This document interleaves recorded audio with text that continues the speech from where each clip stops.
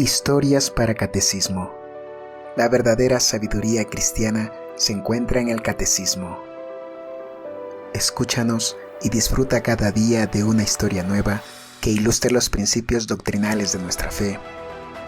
Ya sea que te presentemos vidas de santos, anécdotas de cristianos o libros de espiritualidad católica, en Historias para Catecismo encontrarás el material necesario para disfrutar más de las verdades de la fe.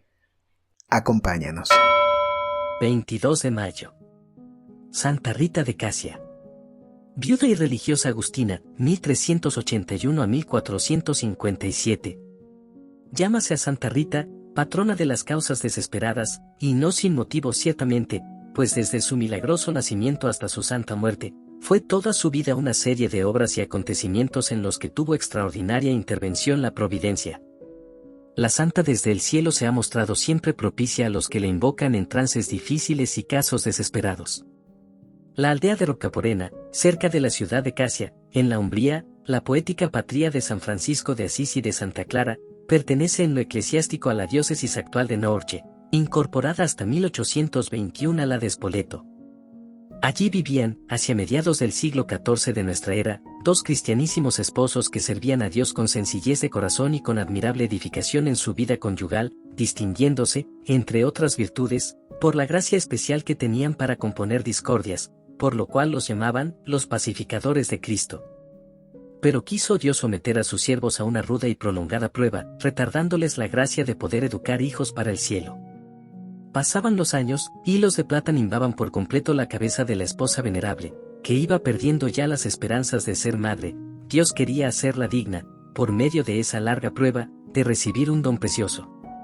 Oyó al fin el Señor sus ruegos y, repitiendo con ella los prodigios de fecundidad como antiguamente lo hiciera maravillosamente con Santa Ana y Santa Isabel, concibió en su ancianidad. Admirada de la novedad, la consoló un ángel con la agradable noticia de que daría a luz una hija muy amada de Dios, y estimada de los hombres por sus admirables virtudes. Dispuso también el ángel que la llamaran Margarita, nombre jamás oído en el mundo, expresión significativa de su rectitud, como lo acreditó en su prodigiosa vida. El nombre de Rita, con el que consta en el martirologio romano, no es más que la forma popular del nombre que fue impuesto por el ángel. Matrimonio probado y trágicamente truncado.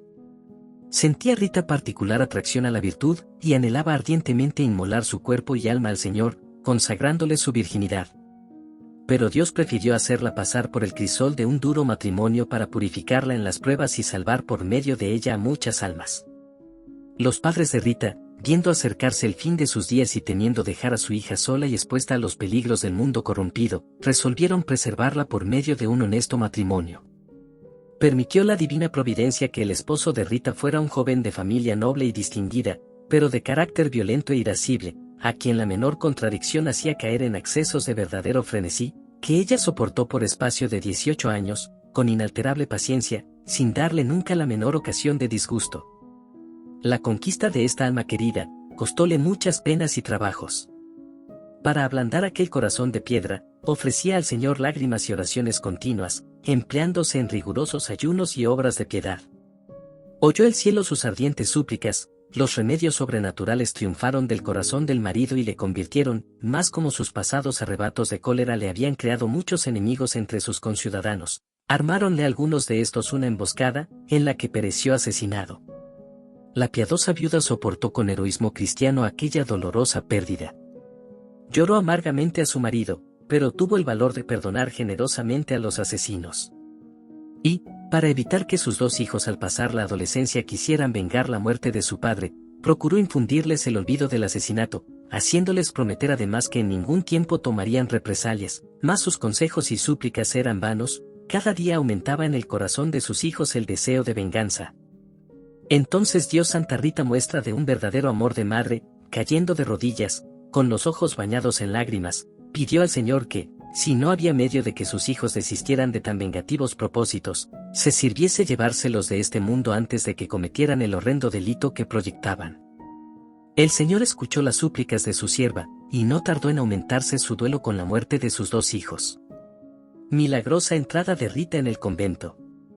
Desligada Rita de Casia de cuanto podía retenerla en el mundo, resolvió poner en ejecución sus primeros deseos de consagrarse al Señor, e inmediatamente solicitó ingresar en el convento de religiosas agustinas de dicha ciudad, pero esta gracia le fue rehusada, porque en aquella comunidad solo eran admitidas las vírgenes. Conformándose con la voluntad divina, se propuso formar en su habitación un retiro donde pudiera servir a Dios, como en el claustro la más perfecta religiosa, ocupóse en cuantos laudables ejercicios recomienda el apóstol a las viudas cristianas, brillando en este estado con el mismo ejemplo maravilloso que en el de virgen y en el de casada. Estando una noche en oración, retumbaron 3 golpes violentos dados en la puerta, y oyó una voz que desde fuera le decía: «Rita, Rita». Abrió nuestra santa y vio ante su presencia a sus 3 santos patronos, San Juan Bautista, San Agustín y San Nicolás de Tolentino, que, cogiéndola casi en volandas, la llevaron al convento donde por 3 veces le habían negado la entrada. Hicieronle entrar los 3 mensajeros, a pesar de estar cerradas todas las puertas y muy aseguradas con grandes cerrojos y barrotes de hierro, y, dejando a Rita de Casia en uno de los claustros, los 3 santos desaparecieron de su vista. Era la hora en que las religiosas volvían del coro después de cantar maitines. Para ir a sus respectivas celdas debían pasar por el sitio donde la humilde viuda había quedado, muda de admiración ante esa serie de prodigios. Llegaron primero las más jóvenes de la comunidad, las cuales, entreviendo a la pálida luz de una lámpara una forma humana de la que únicamente se distinguía parte del rostro, quedaron sobrecogidas de espanto. Paráronse inmediatamente, temblaban sus piernas y palidecía su rostro en presencia de lo que ellas creían un ladrón o un fantasma. Por ventura, las otras religiosas de más edad cobraron ánimos, formaron un grupo capaz de resistir al miedo y se fueron acercando. Rita estaba por su parte tan admirada de todo lo que había pasado, que perdió el uso de la palabra, y no sabía en qué términos tranquilizarlas. Poco a poco, sin embargo, fue volviendo de su asombro y les explicó por qué Milagro se encontraba en el claustro. La priora estaba tan sobrecogida que, viendo tan claramente manifestada la voluntad divina, no pensó en invocar la prohibición de las constituciones, y la alegría de las religiosas fue tanto más viva cuanto mayor había sido el miedo. Reunióse luego la comunidad en capítulo y decidieron por unanimidad que la santa viuda fuese recibida.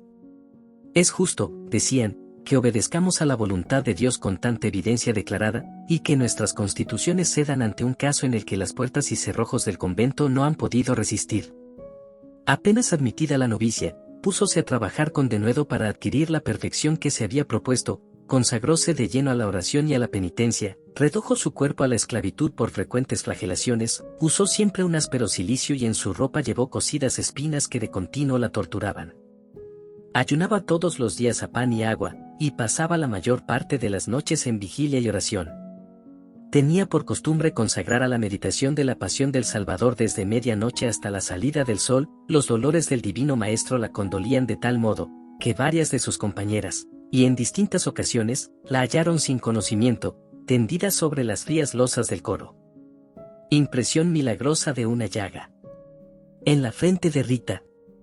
Aconteció que, cierto día, después de haber oído un sermón sobre la pasión, predicado por el célebre franciscano San Jacobo de la Marca, pidió con extraordinario fervor ante una imagen de Cristo crucificado que le hiciera padecer alguno de los dolores que él sufrió por salvarnos.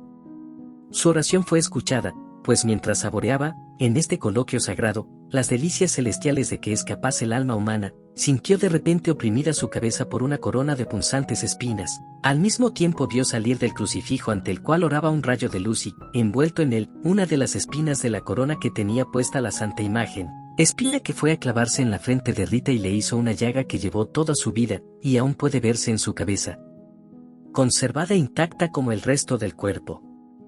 Con ello quiso el Señor complacer uno de los más vehementes deseos que la santa había manifestado desde su infancia, cual era el de abrazarse con la cruz de Jesucristo y vivir en ella.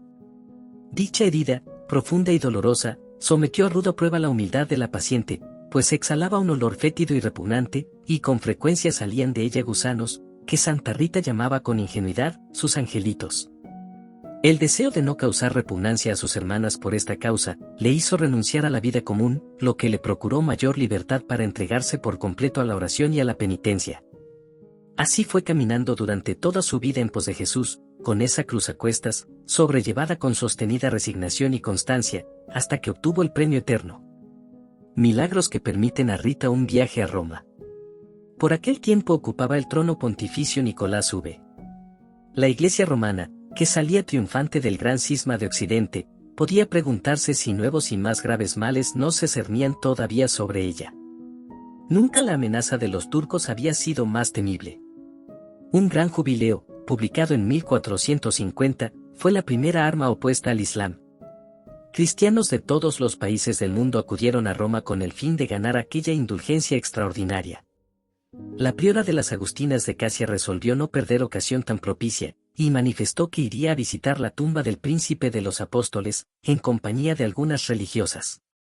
Rita rogó insistentemente a la superiora que le concediera la merced de poder acompañarla, pero ésta se negó, manifestando a la santa que la llaga que tenía abierta en la frente hacía repugnante su rostro y atraería sobre ella el menosprecio de las personas que ignoraban la causa de su herida. No se desanimó por esto Rita de Casia, púsose en oración y suplicó con gran fervor a la divina bondad hiciera desaparecer ese obstáculo, volviendo su llaga invisible e inodora durante la peregrinación a Roma.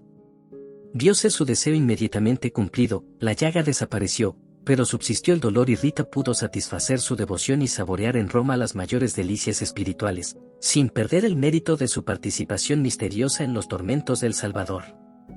Durante aquel viaje demostró la santa su amor a la pobreza voluntaria, pues, habiendo provisto la abadesa a cada religiosa peregrina de la cantidad que juzgaba necesaria para los gastos de la peregrinación, Rita arrojó al primer río que encontró en su camino la parte de dinero que le había correspondido, y, como fuese reconvenida por ello, respondió que no había podido soportar por más tiempo aquella carga inútil, y que, siguiendo el consejo del Salvador, había confiado a Dios el cuidado de su cotidiano sustento, pues entendía que era hacer injuria a la divina providencia preocuparse de los intereses temporales. Cumplida la piadosa peregrinación, tornóse a su convento, e inmediatamente reapareció en su frente la llaga cerrada durante su viaje a Roma, y, vuelta por esta causa a su anterior aislamiento, se entregó con más ardor que nunca a la oración y penitencia, macerando su cuerpo sin compasión, para mejor reprimir el orgullo de la carne. Cuando el divino esposo estimó en sus inescrutables juicios llegada la hora de premiar con la corona de la vida eterna las inmarcesibles virtudes de su sierva, envióle, como mensajero divino, la enfermedad que había de librar a su alma de la envoltura corpórea que le sirvió de cárcel en su peregrinación por la tierra. El milagro de las rosas y los higos. Estremecióse Rita de alegría al solo pensar que en breve podría salir de la cárcel del cuerpo para gozar, por fin, de la libertad y de la vida eterna y amar por siempre a Dios. El Señor, sin embargo, quiso exigir a su sierva nueva prueba de resignación, alargando su dolencia contra todo lo que humanamente podía esperarse de la flaqueza de su desmedrado cuerpo. Muchos y extraordinarios prodigios hicieron más patente la santidad de Rita. Cierto día fue a visitarla una parienta suya, Rita le agradeció la visita y al despedirse le pidió que le mandara algunas rosas del jardín que en otro tiempo le había pertenecido en Roccaporena. Como a la sazón corría el mes de enero, el más crudo del invierno, se tomó esta petición de nuestra santa como efecto del delirio de la enfermedad, y la visitante no hizo el menor aprecio de tan extraña petición. Sin embargo, como al volver a su casa hubo de pasar por delante de los jardines de Roccaporena, puso distraídamente los ojos en ellos, y grande fue su sorpresa al contemplar 4 magníficas rosas que acababan de abrirse entre las ramas secas. Admirada del prodigio, entró en los jardines, cogió respetuosamente las flores y las llevó al convento de Casia. Rita las tomó agradecida, aspiró el suave perfume y luego las ofreció a sus hermanas, que estaban llenas de admiración y estupor al ver cómo regala el Señor a sus elegidos.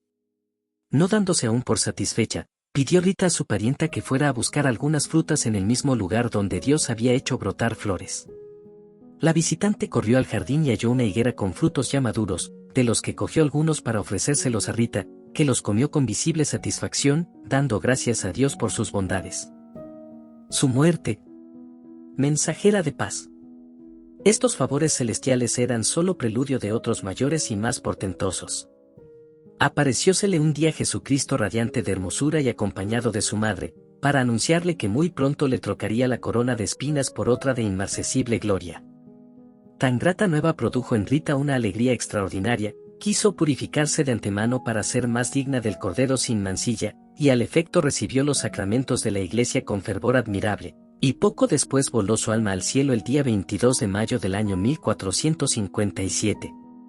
En el momento mismo en que Rita expiró, voltearon los ángeles las campanas del convento para anunciar al pueblo la entrada triunfal de la sierva de Dios en el cielo. Al mismo tiempo una luz extraordinaria invadió la celda de la santa, donde yacía su cuerpo inanimado y transfigurado, que exhalaba ya olor celestial. La llaga de la frente, antes de aspecto repugnante, se trocó en un verdadero brillante de destellos deslumbradores.